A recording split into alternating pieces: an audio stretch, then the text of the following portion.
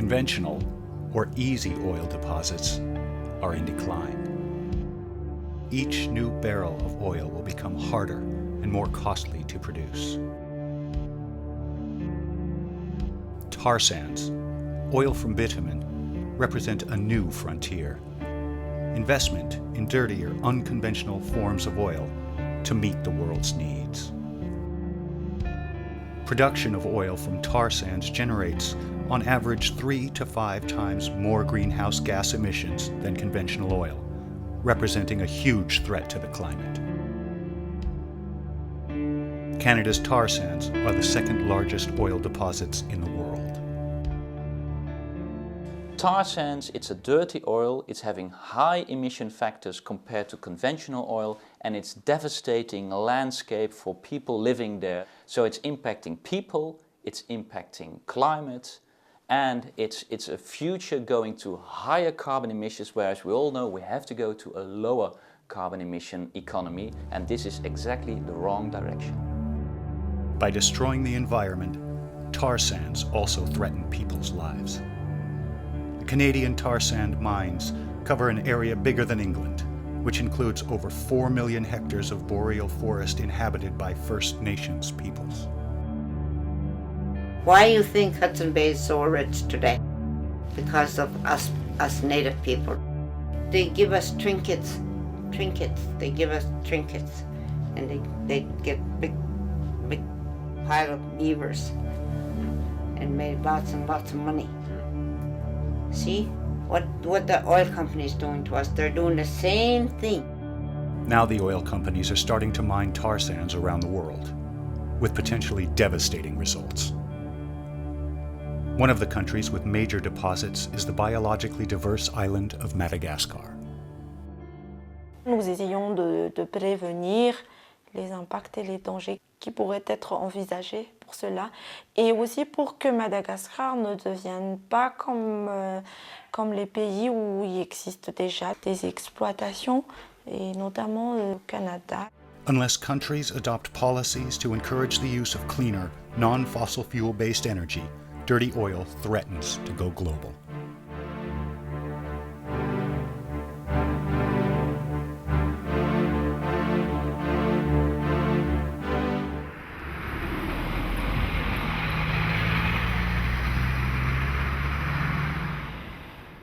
Be aware that almost half of all the investments of the entire Shell company are now going into tar sands in Canada. They're not doing that for free. They are looking at the future, and they think that Europe will massively import tar sand oil from Canada, and therefore they are investing in it. European oil companies such as BP, NE, Shell, and Total are investing in tar sands.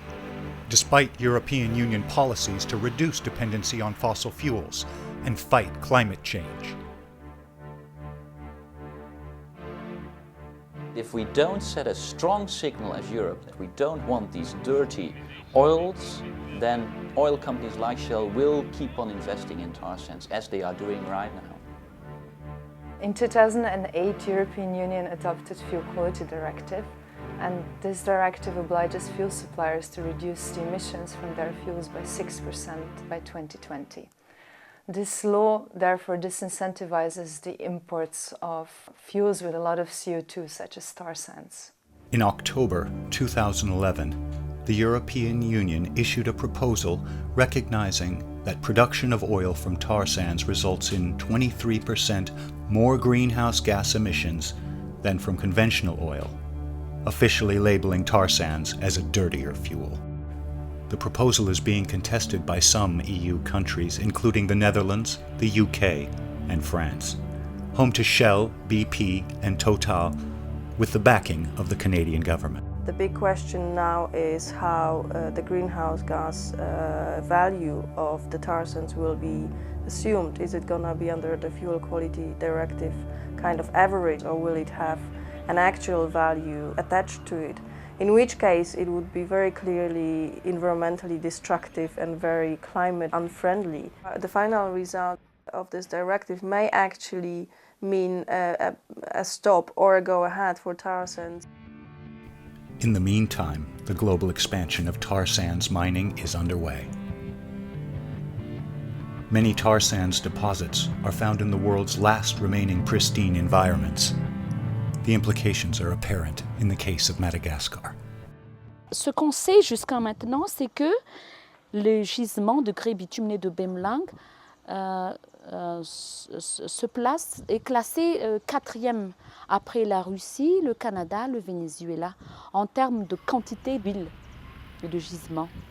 Depuis 2008 jusqu'en 2010, Total, INP ont travaillé à faire des core drills et aussi des études des carottes pour voir la qualité de bitume et aussi de pouvoir déterminer les méthodologies d'extraction qui pourraient correspondre à ces gisements. Également, ils ont fait des études de l'hydrogéologie de la zone. On sait que l'extraction aurait besoin de 10 barils d'eau pour 1 baril de pétrole. Total Madagascar est une société qui est en charge de l'exploration de grès bitumeux à Bemlang. Il y a un contrat de partage de production entre l'État malgache et la société Total. Under its contract with the Madagascan state, Total must protect the environment and invest in the development of the surrounding communities. Total a donné 10 millions de dollars, 5 millions pour la réhabilitation de la route et 5 millions pour les œuvres sociales. On s'est intéressé l'année dernière et on a fait pas mal de descentes.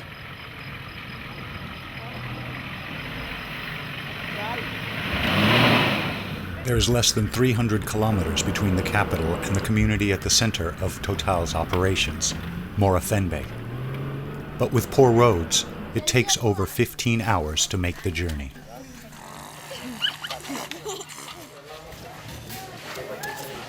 On a eu des meetings avec la population locale.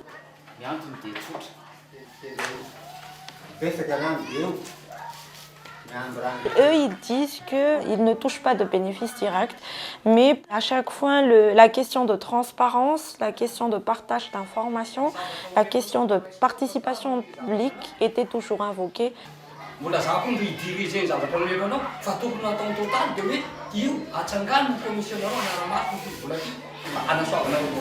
Comme dans tout pays africain, les gens espèrent un développement réel. Et ils espèrent aussi que le projet sera un porteur de développement pour eux, que leurs conditions de vie s'améliorent avec le projet, et qu'ils mangent bien, qu'ils puissent envoyer leurs enfants à l'école et qu'ils puissent accéder à une bonne santé et tout ça.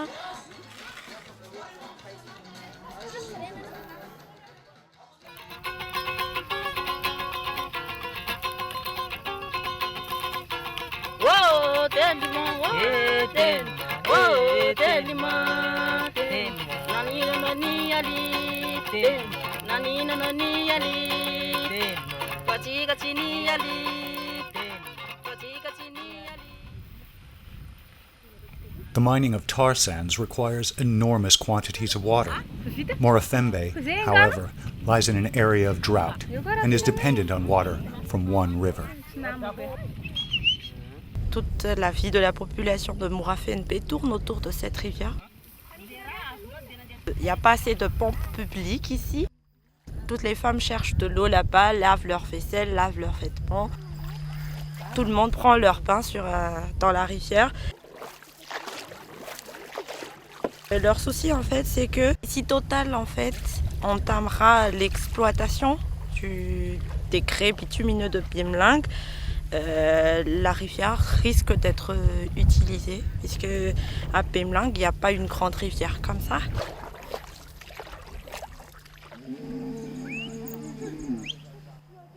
The local people have a precarious existence.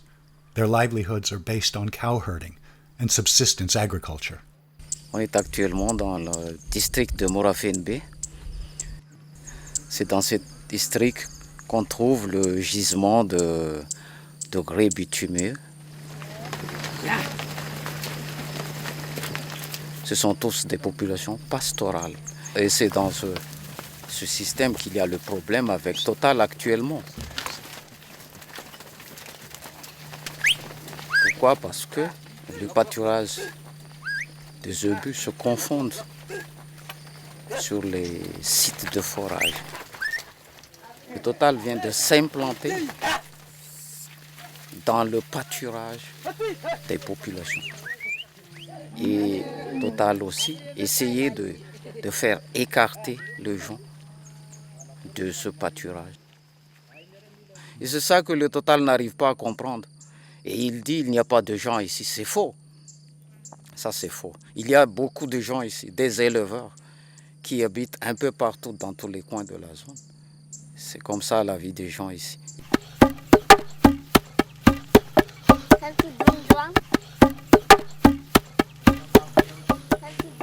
There is little evidence that Total's intent is to improve the lives of the local people.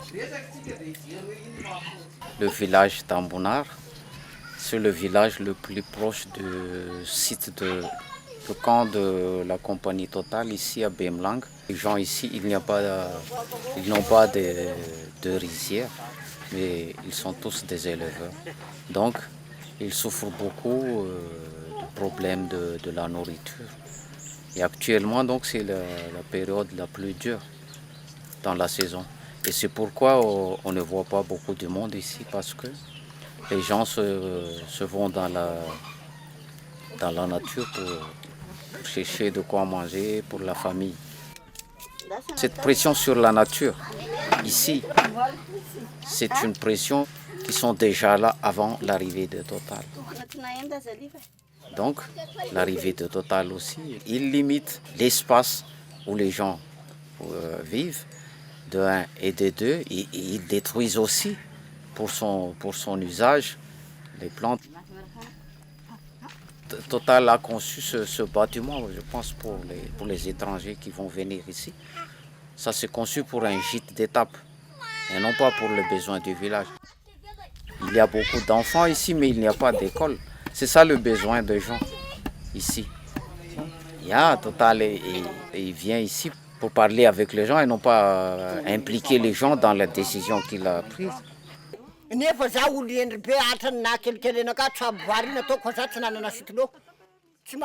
de dire on a besoin de charrues, on a besoin de herses, on a besoin de bêtes de trait, on a besoin des produits phytosanitaires.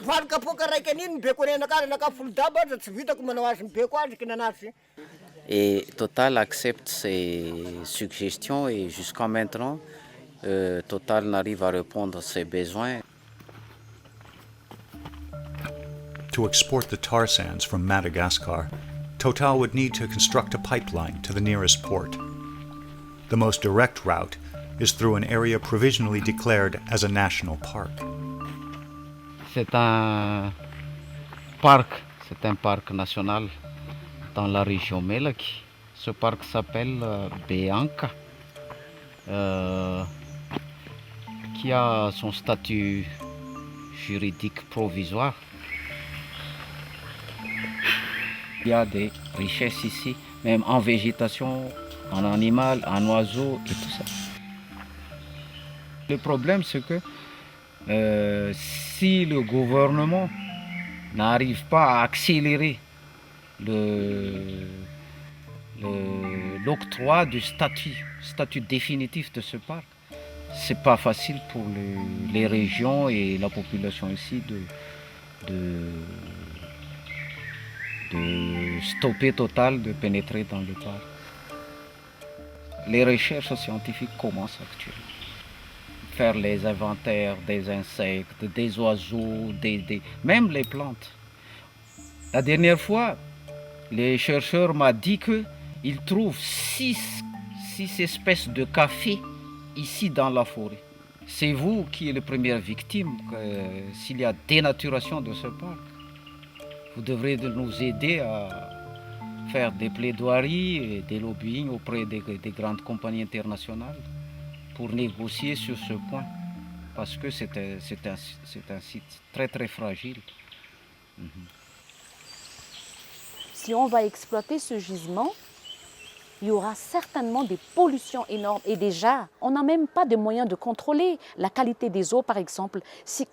Quels que soient les résultats que Total va donner, ou n'importe quelle compagnie qui va exploiter ce gisement, l'administration n'aura pas les moyens de vérifier s'ils ont dit « ouais, il y a tel ppm d'hydrocarbures aromatiques ».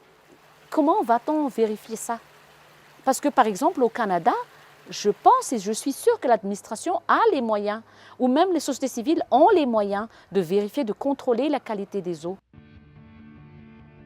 To find out how Canadians deal with the problems posed by tar sands, Holly visits the heart of tar sands mining, the Canadian province of Alberta.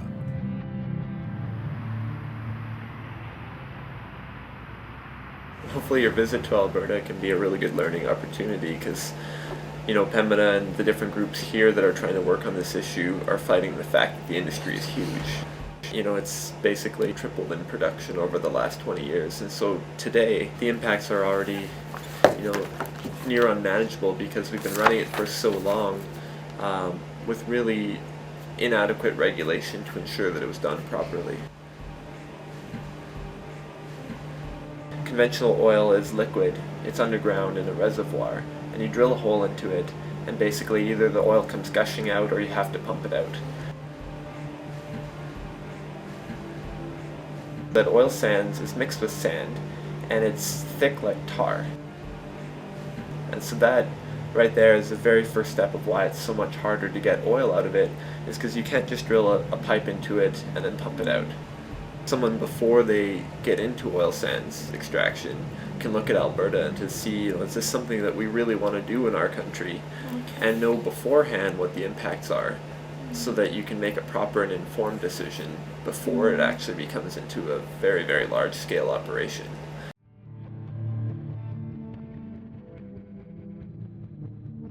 This is a picture from the Peace region. So this is where the leak happened, close to where my family lives. So this is on the ground, and this is what it looks like from the air, like all of that. And that's the little people in the hazmat suits. So it just totally took over the area.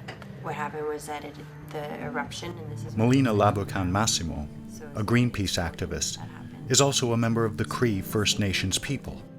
The tar sands. Her family live in the tar sands region. This is a tailing pond that we are standing in front of. It looks kind of like a lake from afar, but as you get close, you can see that it's actually toxic sludge. There's a whole host of toxic chemicals that are the byproduct of the extraction process. So it's arsenic, cyanide, mercury, lead, polyaromatic hydrocarbons, nymphenic acids.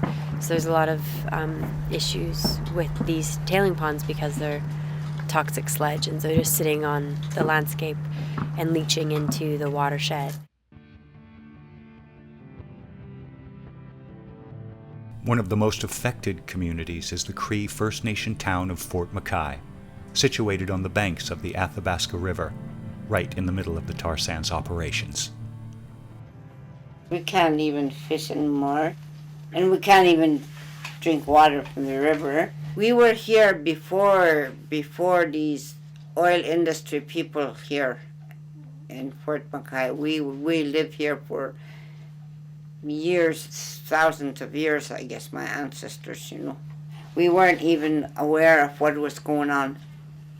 They just did whatever they want to do without asking First Nation people. We get crumbs, you might as well say pennies.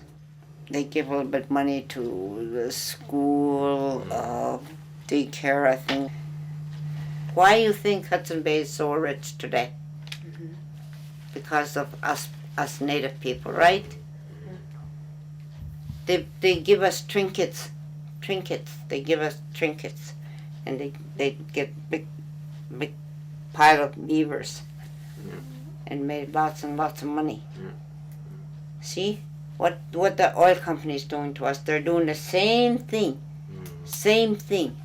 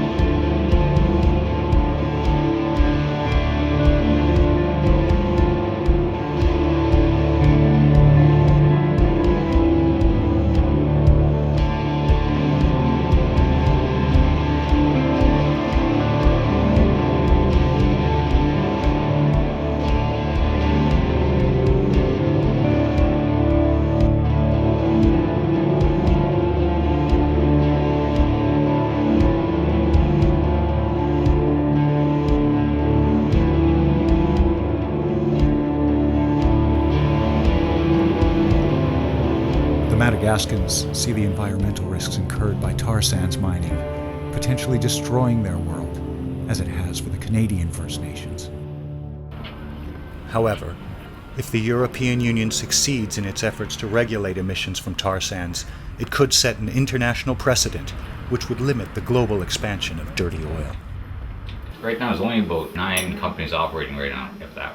Yeah. But there's 22 more coming in, you know, and they're coming in from all over the world. Everybody wants a piece of this tar sands, you know, so everybody wants a piece of, might as well say, our lives as well too, because we're gonna lose not only our traditional territory, but we're going to lose who we are as indigenous people. Yeah, Canada is not the only place in the world where tar sand is mined or where there are plants. There are many countries in Africa also, and I think that if there are problems in Canada, then the problems in African countries might be much worse. If it is developed, it is the problems are more big than Canada. Yeah. I think. Yeah. And we need your support to start with. Yeah. We have a legislation which sets a target to reduce the carbon footprint of transport fuel, and then we would treat with steel gloves some of the most carbon intensive fuel sources. Then we would not be honest with our own policy.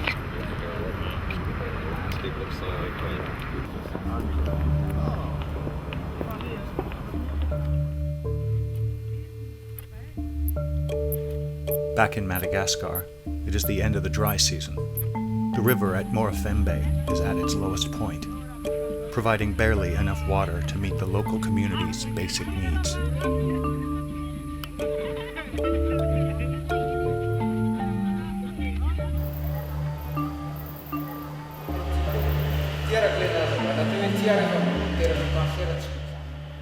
Holly and Jean-Pierre have returned to show the community the devastating impacts of tar sands in Canada, and to discuss what it will mean if Total or any other oil company goes ahead with tar sands extraction in Madagascar. L'État malgache a considéré les industries minières comme des industries stratégiques nécessaires pour le développement de Madagascar.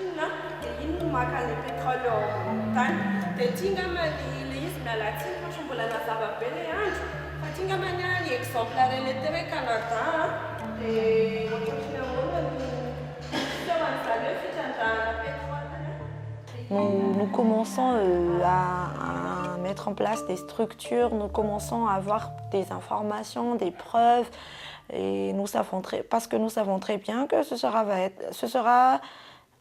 va être une guerre de communication entre nous et l'État et les compagnies pétrolières.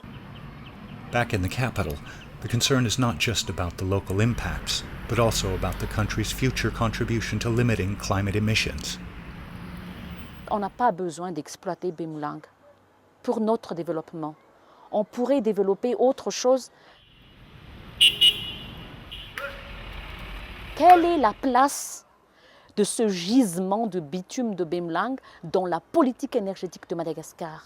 L'autre fois, on a entendu parler, le ministre, il a dit qu'en 2050, Madagascar utilisera 75% de l'énergie en énergie renouvelable. La question se pose, si vraiment on va dans ce sens, pourquoi on va créer de problèmes avec Bemlang? In Brussels, at the European Union, the fight continues over the climate and environmental impacts of oil produced from tar sands, with the European oil industry and the Canadian government still arguing that there should be no distinction between tar sands and conventional oil. We understand that Canadians don't want tar sands to be treated differently than conventional oil because it would set a precedent for other countries in the world who might go down the same route. because very often European standards get adopted around the world. As soon as you want to change something, there are a lot of companies, because Shell is majorly investing in the tar sands in Canada, but also other governments like the Canadian government, they immediately go against this potential decision. And that's a good example of how the power struggle is going on here at the European level. And most of the time, and that's really unfortunate to say, is that the ones who have the oil interest, they win. If the European Union succeeds in designating tar sands as a dirty oil, it will make oil companies rethink their strategies to extract tar sands around the globe, making for a cleaner and more climate-friendly future.